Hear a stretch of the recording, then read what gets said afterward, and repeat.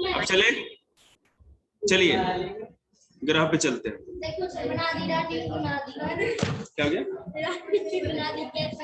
Good good. क्या sir ये book वालों ने बनाई, हमने थोड़ा बनाई। देखिएगा हम लोग के सोलर सिस्टम की बात हो रही है, उसमें सन के बारे में मैंने कल आप लोग को बता दिया था। प्लैनेट्स के बारे में बात करें तो जैसा कि आपको पता है कि सबसे छोटा मरकरी है और सबसे बड़ा जुपिटर।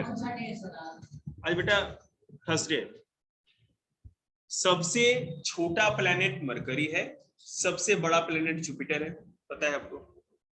और सबसे नजदीक का भी जो प्लैनेट है मरकरी है और सबसे दूर का यूरेनस है, नेपच्यून है। सर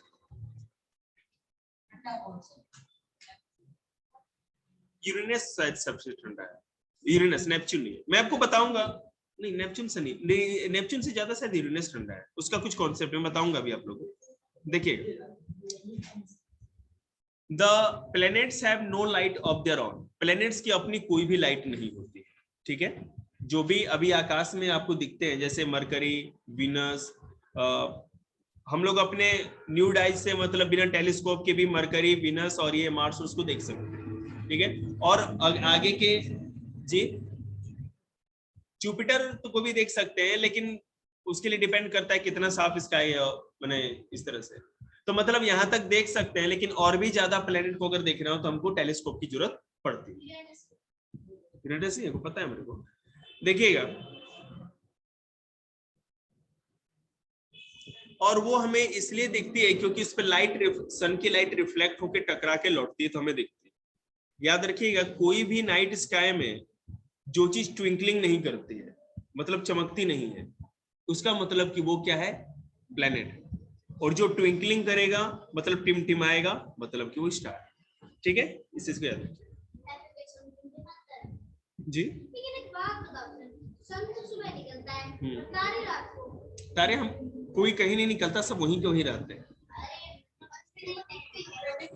यार ये पहले क्लास वाली क्वेश्चन पूछ रही है।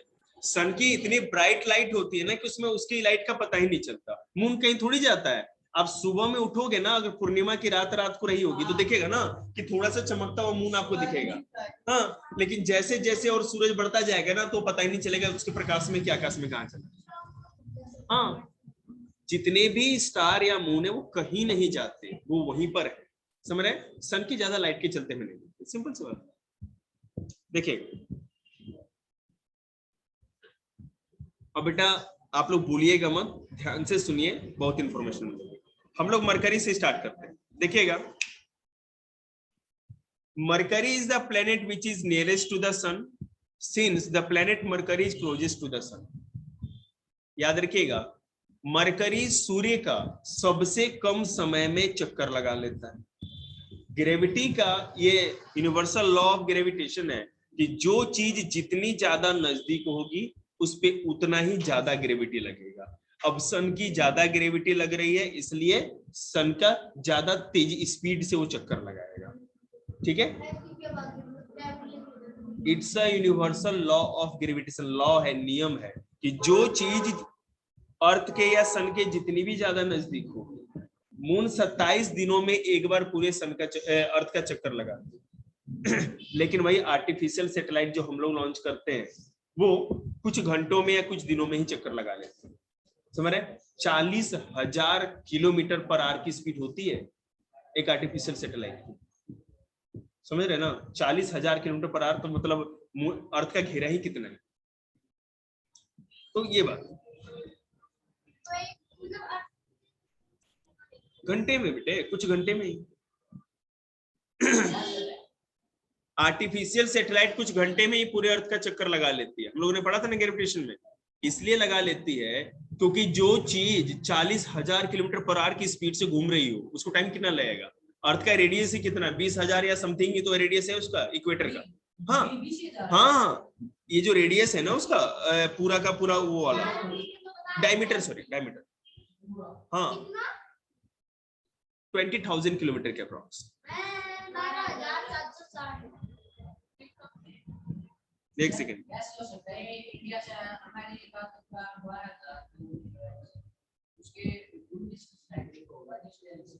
नहीं, उससे नहीं होता, वो सर्कल बना रहे हैं ना, तो यही होगा 12,760 किलोमीटर। हाँ मतलब यही है, तो मतलब आप समझ लीजिए ना, radius diameter,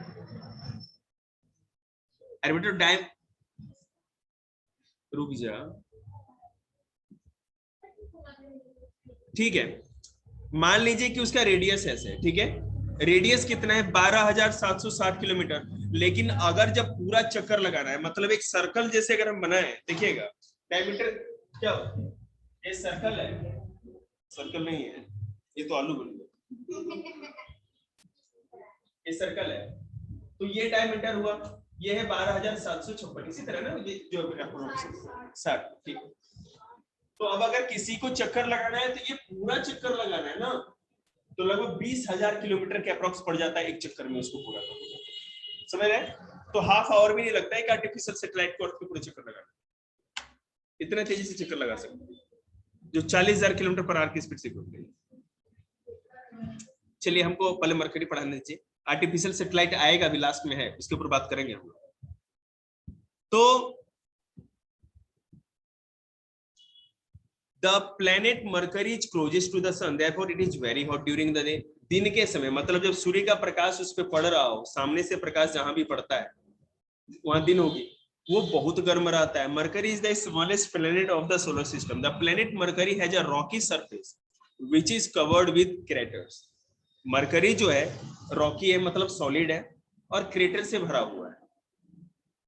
Mercury is all,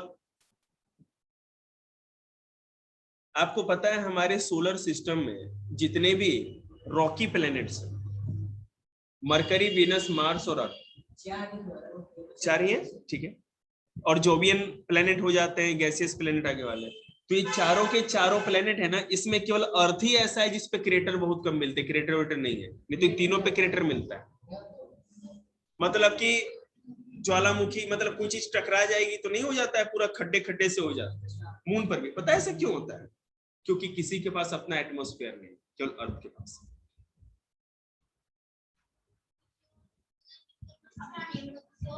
अपना ही नहीं है, मैं अपना है ही नहीं उनके पास एटमॉस्फेयर, और ऐसा वेल डेवलप एटमॉस्फेयर नहीं है, थोड़ा बहुत है भी, थोड़ा बहुत है भी एटमॉस्फेयर, लेकिन ऐसा नहीं है।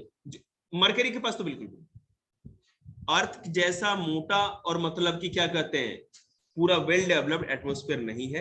इसलिए अर्थ को छोड़ के जितने भी रॉकी प्लैनेट है चारों के चार, जो 3 एक्स्ट्रा बच गए, उनपे ज्यादा से ज्यादा क्या होता है, एस्ट्रॉइड्स या मेट्रॉइड आकर के टकराते रहते हैं और ये क्रेटर बनता है।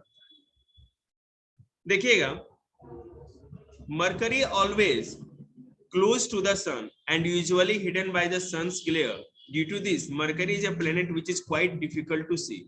Mercury planet is however visible just before sunrise and just after sunset.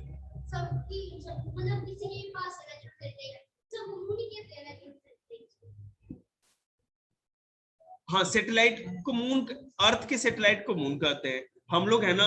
Moon को ज्यादा अच्छी तरह से वाकिफ है तो किसी को भी कोई भी नेचुरल सैटेलाइट के लिए मून नाम दे देते हैं, लेकिन ऐसा होता नहीं, ठीक है, देना गलत।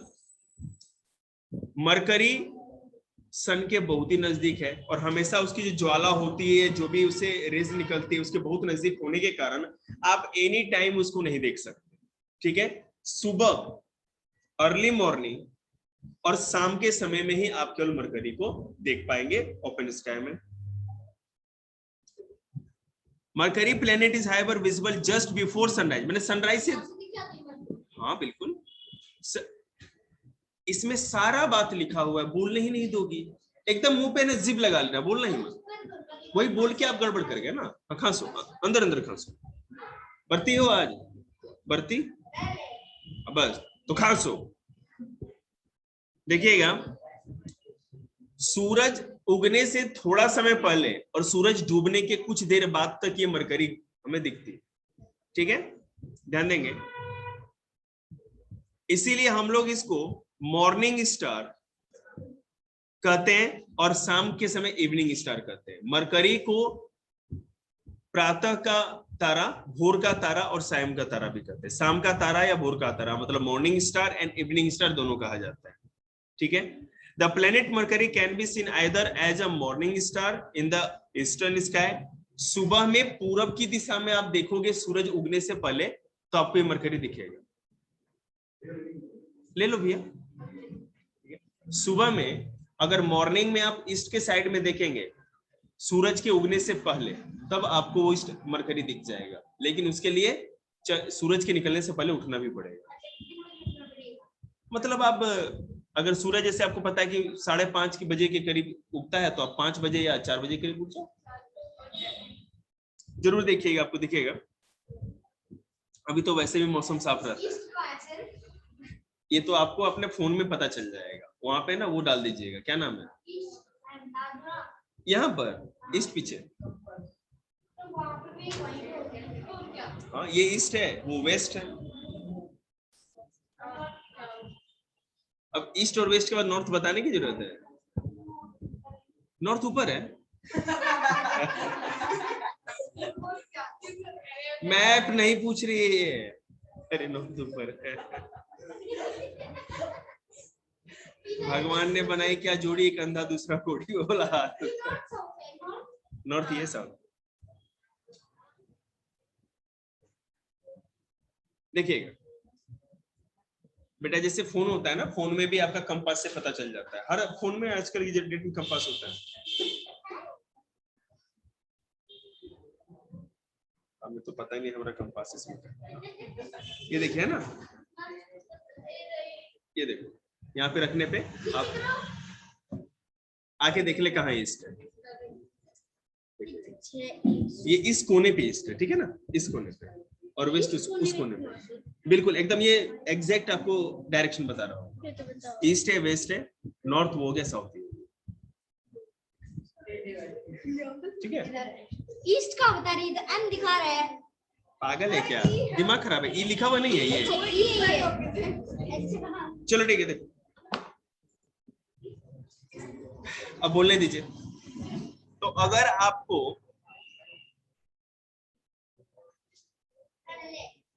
अगली बार अगर आवाज आ गई ना, तो क्लास के बाहर है बच्चों। मारेंगे तो 9 दिन है नहीं तुम लोगों को, तो बाहर ही चले जाना। The planet Mercury can be seen either as a morning star in the eastern sky just before sunrise, or as the evening star in the western sky just after sunset.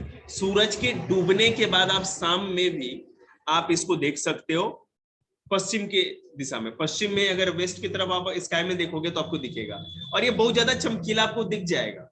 सबसे ज्यादा चमकीला जो दिखेगा वो यही है।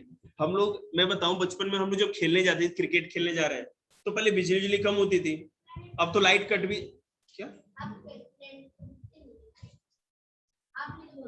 अरे ट्विंकलिंग नहीं होते यार, पागल हो क्या? दिखेगा कैसे, चमकेगा नहीं तो। बत्ती जल रखी है उसके ऊपर।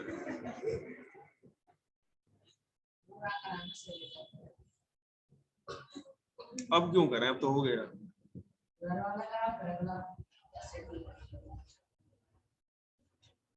पढ़ा ले।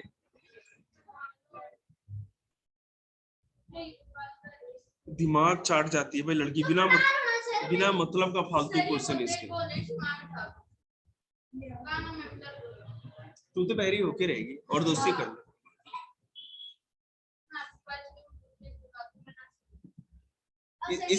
इसकी दोनों छोटे से बीच के बांध दिए। चलो देखो, तो अब शाम में अगर पश्चिम की दिशा में सूरज के डूबने के बाद देखो, और सुबह में सूरज के उगने से पहले, है ना, मतलब वो लाइट नहीं रहनी चाहिए। सूर्य की लाइट कम कब होगी? या तो सूरज के उगने से पहले, नहीं तो डूबने के बाद। तो डूबने के बाद आप वेस्ट में, और उगने से पहले आप पूरब में देखेंगे तो आपको दिखेगा। आगे देखिए, हमारे पूरे सोलर सिस्टम में केवल 2 ही ऐसे प्लेनेट हैं जिनका कोई भी सैटेलाइट नहीं, विनस और मरकरी। याद रखिए, यहाँ पर किसी भी तरह की लाइफ नहीं है, और ना लाइफ होने का कारण देखिए, this is due to the, बीच में बोलने के लिए नहीं बोला मैं, नहीं बोल ही नहीं सकते आप, जितना सिखाएंगे उतना ही सीखना है अभी। This is due to the fact that Mercury lies inside the Earth's orbit. So as Mercury revolves around the sun, its sun-lit surface is visible in varying amount from the Earth. This produces phases of Mercury. No life can exist on the planet Mercury because it is extremely hot and has no water. ठीक है, इस पर किसी भी तरह का water नहीं, और सूरज की जब धूप पड़ती इतना ज्यादा गर्म हो जाता है कि किसी भी तरह का लाइफ होने का सवाल ही नहीं उठता। Mercury has also no atmosphere to prevent the deadly ultraviolet radiation on the sun from reaching the surface. हम लोगों को सूरज की अल्ट्रावायलेट रेज या परावैंगनिक किरणों से कौन बचाता है? ओजोन लेयर, ठीक है। लेकिन वहां क्योंकि हमारे एटमॉस्फेयर में है, वहां पर एटमॉस्फेयर ही नहीं है और ना इस तरह टाइप का कोई प्रोटेक्टिव लेयर है। इसको हिंदी में बुध ग्रह कहते हैं। तो मरकरी के बारे में आप लोग जानेंगे जितना जानना। विनस देखिएगा, बड़ा interesting. Venus is the closest planet to the earth. ये अर्थ के सबसे नजदीक है, ठीक है। The rotation of Venus on its axis is somewhat unusual. This is because Venus rotates on its axis from east to west. Earth west से east मतलब पश्चिम से पूरब की ओर घूमता है, लेकिन जो वीनस है ना उल्टा घूमता है, ईस्ट से वेस्ट की ओर घूमता है, ठीक है। Due to this, on Venus the sun would rise in the west and set in the east. इस कारण से वीनस पे या शुक्र ग्रह पे सूरज पश्चिम में उगता है और पूरब में डूबता है।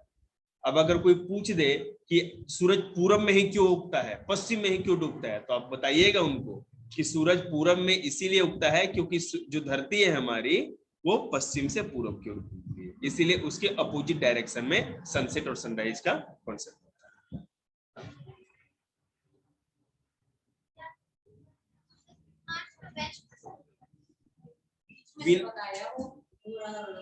पूरा रिवॉल्व रोटेशन की बात कर रहे हैं, रोटेशन मतलब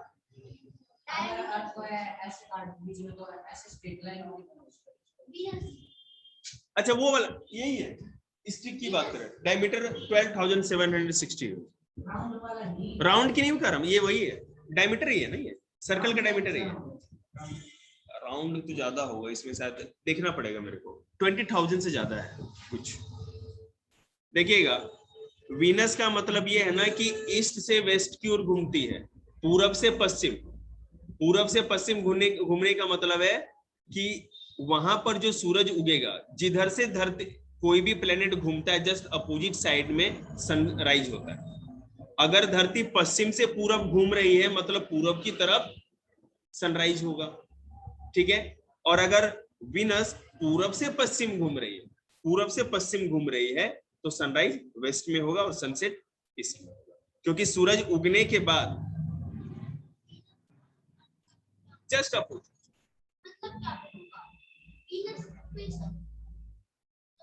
वीनस इज अ प्लेनेट बेटे, तो सनराइज सनसेट हर प्लेनेट की तरह उसमें भी तो होगा ना, सिंपल सी बात है। वो भी रोटेट कर रहा है अपने एक्सिस पे और अर्थ के चारों तरफ रिवॉल्व कर रहा है। अर्थ वेस्ट से ईस्ट की ओर रोटेट करते हुए सन के चारों तरफ चक्कर लगाती है, वेस्ट से ईस्ट। और जो इसलिए यहाँ पर सूरज पूरब में उगता है और पश्चिम में डूबता है, लेकिन विनस पे उल्टा होता है। विनस पे वेस्ट से ईस्ट ना होकर के ईस्ट से वेस्ट की ओर घूमती है, एंटी क्लॉकवाइज, जिस कारण से क्या होता है वहां पर सूरज पूरब में ना होकर के पश्चिम में उगता है और पूरब में डूबता है, जस्ट अपोजिट हो जाता है। आगे देखिए,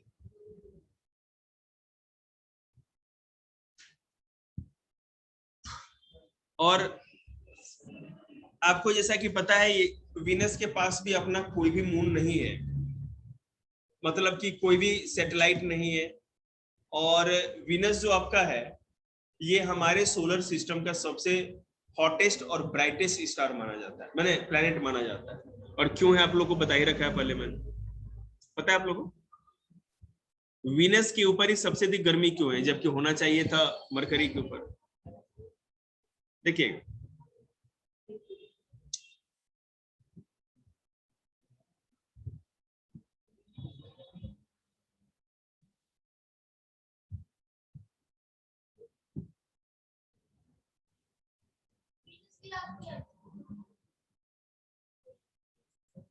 एक सेकंड,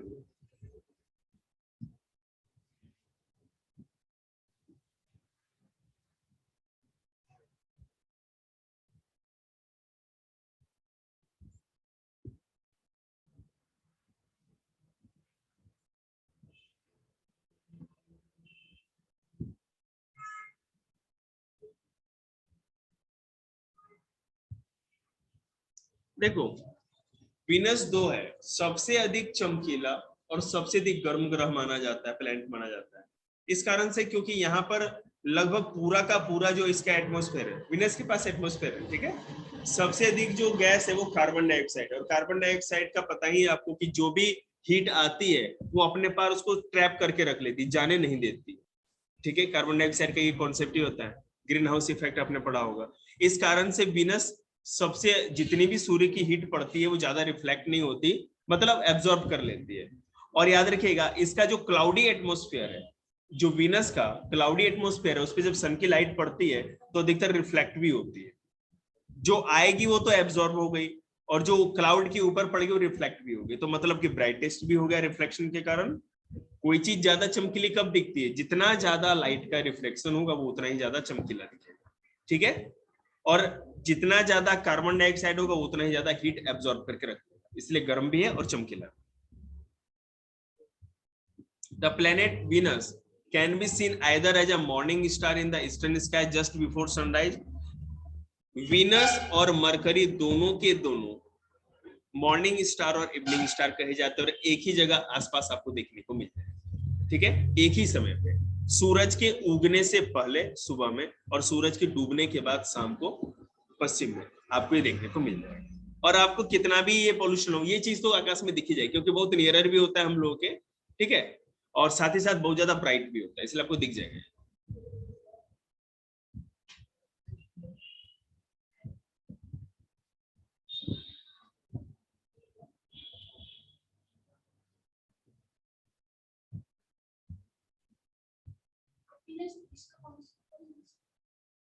पश्चिम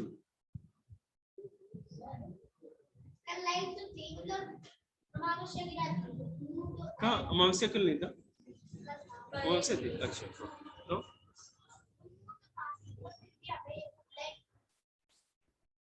यहाँ पर लाइट थी, ये करो। नहीं नहीं, वो लाइट यहाँ की नहीं थी, वो जो यहाँ पर शहरों में जो इतने स्ट्रीट लाइट होते हैं ना, उसका वो चीज आपको दिखती है, कितनी लाइट है स्काई में। सच कर रहा हूँ मैंने भी कल देखा रात को। बेटे आप स्काई में कितनी दूर देख पाते हैं? यहाँ पे हमारा जो स्काई है, लोअर एटमॉस्फेयर जो है, इतना ज्यादा पॉल्यूशन होता है कि सारे पॉल्यूटेंट चीजें यहाँ बिखरी होती है। पॉल्यूटेंट में क्या होता है? बड़े बड़े पार्टिकल्स होते हैं। ये जितने स्ट्रीट लाइट है, घरों की लाइट, सब जो भी सड़कों पे लगी हुई है, वेपर लाइट्स लगी हुई है, वो रिफ्लेक्ट होकर ऊपर जाएंगी, जो भी लाइट प्रकाश रहता है नीचे, और वो पार्टिकल्स में रिफ्लेक्ट होकर नीचे लोअर एटमॉस्फेयर को थोड़ा है ना लाइटनिंग कर ही देते हैं। इसलिए आपको ऐसा लगता है। सारी बिजली कट जाएगी ना, तब पता चलेगा ना आपको कि सच में ये न्यू मून है या फुल मून है, तब पता चलता है। देखते हैं बिजली कटते ही कैसा लगता है, बिल्कुल एकदम अमावस्या हो गई। न्यू मून, अमावस्या को ही न्यू मून कहा, क्योंकि उसके बाद जो नया जो जन्म होगा मून का, तो पहला हिस्सा ही दिखेगा, समझते हैं, इसलिए न्यू मून। देखिए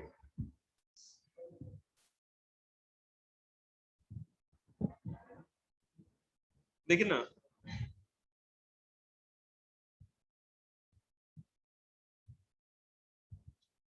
मतलब मैंने बताया था मरकरी और वीनस के पास ही केवल सैटेलाइट नहीं है।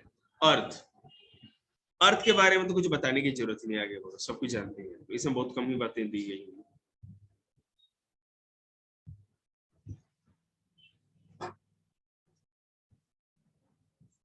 अर्थ का देखो, ये हमें पता है कि अर्थ के पास वाटर है, अर्थ के पास एक एटमॉस्फेयर है जिसमें बहुत सारी गैसेस हैं, अर्थ के पास एक सुटेबल टेम्परेचर है, ना ज्यादा ना कम, ठीक है। अर्थ के पास एक प्रोटेक्टिव लेयर है, ओजोन लेयर की, जो हमें अल्ट्रावायलेट रेज से बचाता है।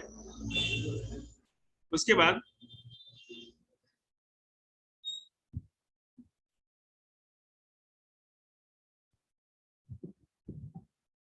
अर्थ अपने एक्सिस पे 23.5 डिग्री झुकी है, मतलब कि अगर अर्थ की एक्सिस ऐसे होनी चाहिए ना, लेकिन आपको पता है वो ऐसे झुकी हुई है, ठीक है, और ऐसे घूमती है, बिल्कुल ऐसे नहीं घूमती, ऐसे घूमती है। इस कारण से अर्थ पे दिन और रात का ये अकर होता है, और साथ ही साथ जो भी सीजन्स होते हैं, सीजन का जो भी चेंज होता है वो इसी कारण से होता है। क्योंकि मैं आपको पता है, मैंने पिछली क्लासेस में भी आपको पता है, 7th क्लास में पढ़ाया होगा कि हमारे अर्थ के 23.5 डिग्री इंक्लाइन, मतलब झुके हुए होने के कारण एक्सिस पे, सन का 90 डिग्री का लोकेशन मतलब जो पोजीशन होता है वो कभी भी ट्रॉपिक ऑफ कैंसर और ट्रॉपिक ऑफ कैप्रिकॉर्न के नीचे नहीं हो सकता, दोनों के बीच में, ठीक है। इसलिए ऋतु ऐसे ही बदलते हैं, सीजन्स चेंज होते हैं।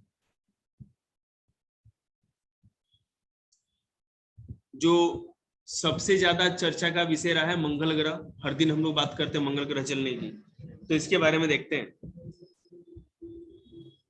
आपको पता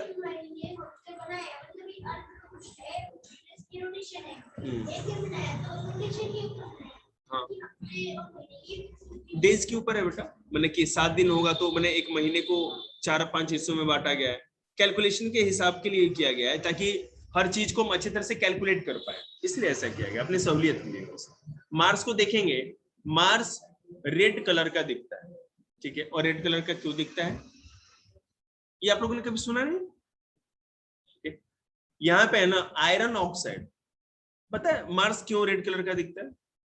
आप लोगों को टीचर ने नहीं पढ़ाया, पढ़ाते नहीं है। आयरन ऑक्साइड है, वहां की मिट्टी में आयरन ऑक्साइड ज्यादा है, ठीक है। जो सॉइल या जो डस्ट है उसमें आयरन ऑक्साइड ज्यादा होने के कारण उसकी सॉइल का कलर या ऊपरी जो भी रेत है मिट्टी उसका कलर रेड हमें दिखता है। देखिए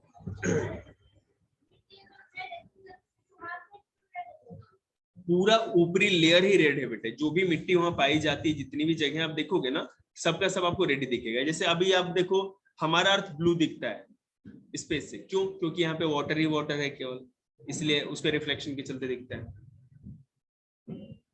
इसको भी मॉर्निंग स्टार और इवनिंग स्टार कहते हैं। They also do not show face like the moon, this is because they all lie outside the earth. नहीं ये तो नहीं होगा, मैं बता रहा हूँ, देखिएगा। Of all the planet Mars is most like the earth. Mars पर हमारे सोलर सिस्टम में केवल मार्स ही ऐसा है, मंगल ही ऐसा है जहां माना जाता है कि हो सकता है कि लाइफ एग्जिस्ट होती है, इसीलिए हम लोग केवल मार्स पे ही ऐसा भेज रहे हैं। मरकरी में लाइफ हो ही नहीं सकती क्योंकि कोई एटमॉस्फेयर ही नहीं। और वीनस पे बहुत ज्यादा टेम्परेचर है, वहां तो कोई सरवाइव कर ही नहीं सकता, तो ये दो तो ऐसे ही छट गए, ठीक है। अब मान लीजिए कि सैटर्न है, जुपिटर है, यूरेनस नेपच्यून, वहां पर कैसे लाइफ होगा? वो तो गैसियस है, तो बचा क्या? मार्स ही तो बचा, इसलिए हम लोगों ने मार्स को टारगेट कर रखा है।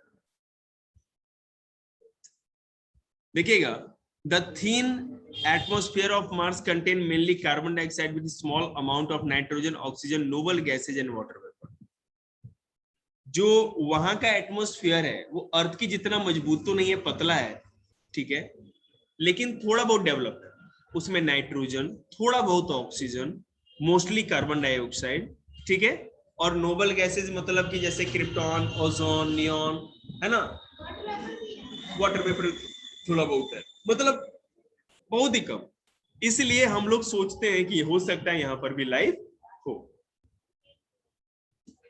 अब देखिएगा, साइंटिस्ट लोग ऐसा सोचते हैं कि atmosphere of Mars contains much less oxygen and water vapour, but it could be enough to support some primitive forms of life.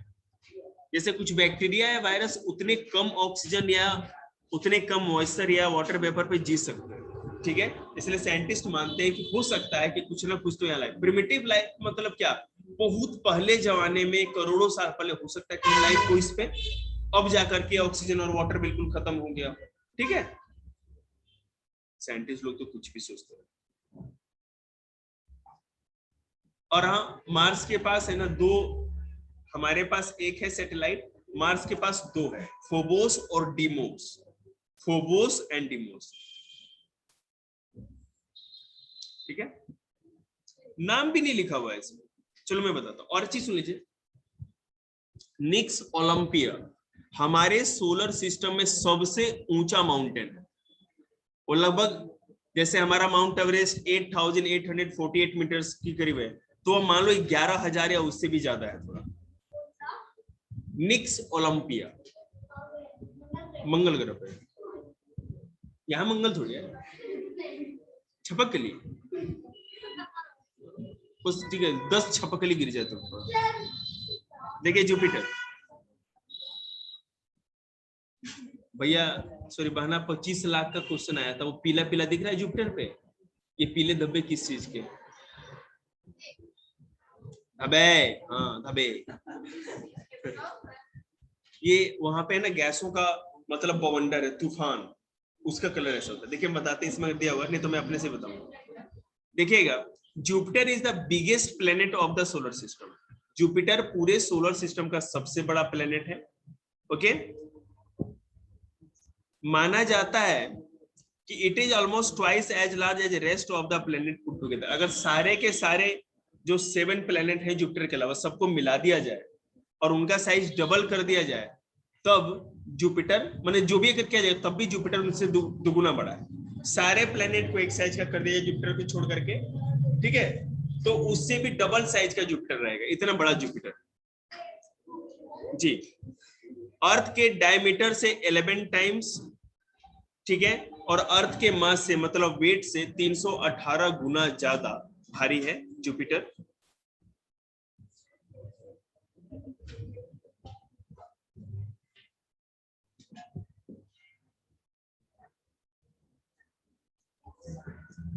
देखिएगा, Jupiter appear to be very bright object in the night sky. ये Jupiter भी बहुत ज्यादा चमकीला दिखता है हमें। Jupiter's bright appearance is due to the fact that it has a thick cloudy atmosphere which reflect most of the sunlight falling on it.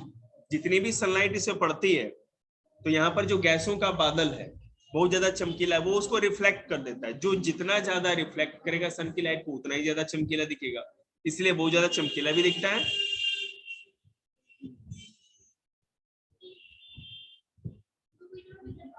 हाँ,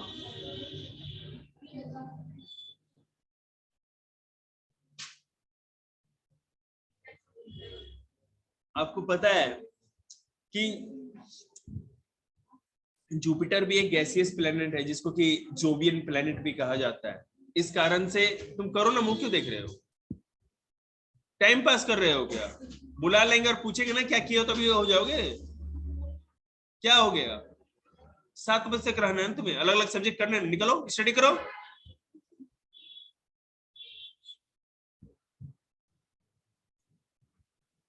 तो जुपिटर के पास मेनली हाइड्रोजन और हीलियम गैस है, याद रखिएगा। जुपिटर के पास mostly hydrogen and helium gas है। यहाँ पर भी लाइफ एग्जिस्ट नहीं की जा सकती क्योंकि ये जो है पॉइजनस गैस है, जैसे मीथेन और अमोनिया भी यहाँ बहुत ज्यादा है इन atmosphere. Jupiter is very cold planet. आपको पता है जब सनलाइट जितनी पड़ रही है सबके सबको रिफ्लेक्ट कर देगी तो ठंडा भी बहुत ज्यादा है, बहुत ज्यादा ये ठंडा है क्योंकि लाइट एब्जॉर्ब करेगी तभी तो गर्म होगी ना। ओके जी, कौन? वीनस भी 75% लाइट को रिफ्लेक्ट करता है और हमसे ज्यादा नजदीक है ना ये, इसलिए ऐसा ज्यादा चमकीला दिखता है।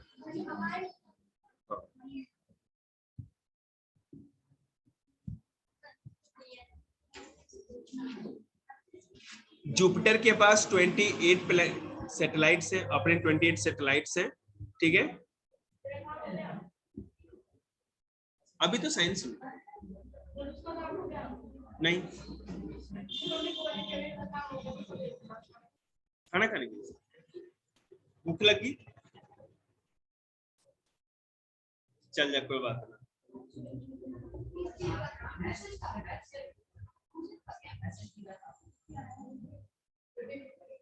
सैटर्न देख लेते हैं। आप लोग गप मत करिए भाई, 5 मिनट दीजिए ना मुझे, जरा खत्म कर दे chapter. Saturn is the 6th, please don't talk. Saturn is the 6th planet from the sun. ये छठा प्लेनेट है, आपको पता है। ये भी बहुत ज्यादा second biggest planet of the solar system है। हमारे सोलर सिस्टम में दूसरा सबसे बड़ा प्लेनेट सैटर्न है। तुम लोग कॉपी करो, मैं अपना पढ़ा लूंगा, अपना बाद में वीडियो देखते रहना। Saturn is also made up mainly of hydrogen and helium. Saturn भी जुपिटर की तरह हीलियम और हाइड्रोजन का ही बना हुआ है मोस्टली, ठीक है। सबसे बड़ी खासियत यह है ना कि सैटर्न प्लेनेट का जो सबसे इंटरेस्टिंग चीज जो कि और कहीं नहीं मिलता, मतलब केवल स्मार्ट लर्नर्स में मिलता है, इसकी डेंसिटी इतनी कम है कि इसको उठा के हम पानी पे फेंक देंगे ना तो पानी पे तैरने लगेगा। पानी के वाटर की डेंसिटी से भी ये कम डेंसिटी है इसकी, इस प्लेनेट की, सैटर्न की। डेंसिटी मतलब बेटा घना होना, माने किसी चीज का डेंसिटी कैसे समझाएं? जैसे डेंसिटी बेटा पानी में है ना, आप हाथ मार लोगे, डेंसिटी कम है, लेकिन दीवार पे सर मार के देखो चोट लगेगी क्योंकि इसकी डेंसिटी ज्यादा है। इसको डेंसिटी तो गैसियस प्लेनेट है तो कोई दिक्कत कैसे होगी, वहां कोई हार्ड थोड़ी है जी। हाँ थिकनेस ही है, तो और क्या, डेंसिटी तो ऐसे ही है ना, मतलब कि अगर आप, लेकिन हाँ और किसी और भी गैसियस प्लेनेट हैं, लेकिन सैटर्न इतना ज्यादा डेंस है, सॉरी इतना कम डेंसिटी है उसका कि अगर आप पानी पे डाल दो तो पानी पे फ्लोट करने लगेगा। हाँ जी, हाँ जी,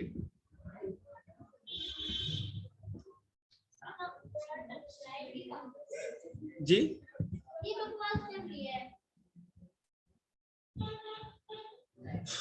कम से कम म्यूट बकवास तो कर रही है। हम समझ रहे हैं इनकी बात को, हम उसी दिन ध्रुव तारा लेके आओ, अरे किसी लाइन में गोज में लेके आ जाएंगे हम। क्यों क्या ये सैटर्न में पानी डालेगा और अगर टेम्परेचर बड़ा होना चाहिए। The most distinguished feature of Saturn is the system of colorful rings which surround it. अब इसके चारों तरफ अलग अलग रंगीन कलरफुल रिंग्स आपको देखने को मिलते हैं। बेचारा एक बॉय है, दोनों भाई चले गए, कहती सड़ गया, कहती ये चिक चिक चिक चिक सुन के इनका। हाँ तो नीचे नीचे गैस भरी है, ऊपर गैस फुल भरा है, ऊपर तो रिंग है ही नहीं और गैस तो सब में है, तो सब में रिंग खुली है। ये पूरा का पूरा गैसियस है, रिंग का मैं बता रहा हूँ ना बेटे, बोलने देगी तब तो। यहाँ पर जो रिंग है चारों तरफ वो क्या है कि इसके ग्रेविटी के कारण जो डस्ट, जिसे पेबल कंकड़ पत्थर जो होते हैं, आइस, ये सब सारे के सारे है ना इसके ग्रेविटी के कारण एक ऑर्बिट बना के सैटर्न के चारों तरफ घूमते हैं। उसी सब चीज के अरेंज हो जाने के चलते ये रिंग बन गया। और याद रखिएगा केवल सैटर्न में नहीं, यूरेनस और नेपच्यून में भी ये रिंग है, लेकिन हमें दिखता नहीं है क्योंकि बहुत ज्यादा दूर भी है और लाइट रिंग है। इसका सबसे अधिक दिखता है क्योंकि सबसे अधिक चमकीला है।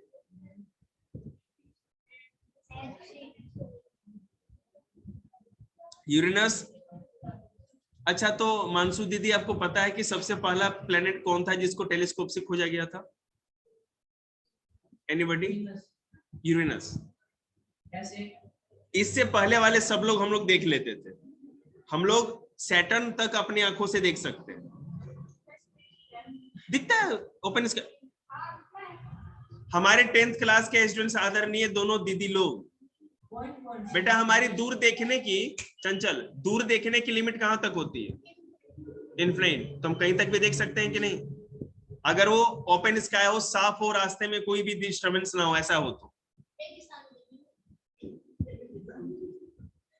मैं आपको बता रहा हूं, तो उस जमाने में है ना सैटर्न तक को भी देखा गया, मतलब एक चमकीले तारे के रूप में देखा गया हो, ठीक है ना, लेकिन देखा गया। पता है हमारे इंपॉर्टेंट है कि टेलीस्कोप से पहली बार देखा गया। हाँ जैसे भी देखा गया वो। वाह, कोई इंटरेस्ट नहीं है तुम्हें, कोई बच्चा इंटरेस्ट नहीं लेता है तुम्हें। The third biggest planet of the solar system भी है। पहला सबसे बड़ा कौन है प्लेनेट? दूसरा, दूसरा कौन सा? कनगूजर। मां मुंह पे चाटा बताया हमने, पूरा सैटर्न पढ़ा है। सैटर्न में क्या बोला सुना तूने? मैंने ये है अपने ना पता नहीं किस दुनिया में खोए हुए और कहेंगे मास्टर ने बताया नहीं। हमारे सोलर सिस्टम में जुपिटर सबसे बड़ा है, सैटर्न दूसरा सबसे बड़ा और तीसरा यूरेनस सबसे बड़ा है। सबसे अधिक ठंडा भी यही है ना, सबसे अधिक जो कोल्ड हमारा प्लेनेट है वो भी यही है, यूरेनस। अरे मारिए रे, ठंडा है लेकिन सबसे ज्यादा ठंडा यूरेनस है।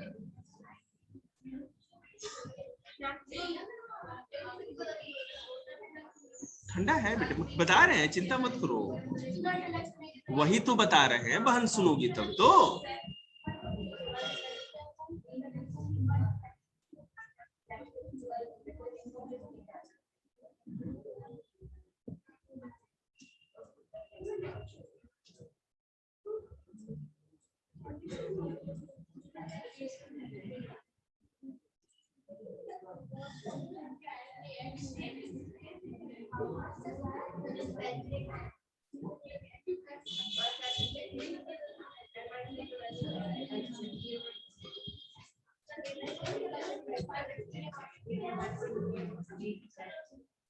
भाई मछली बाजार बन गया ये तो, हमें तो पता ही नहीं था मछली भी बेच रहे हैं बालक यहाँ।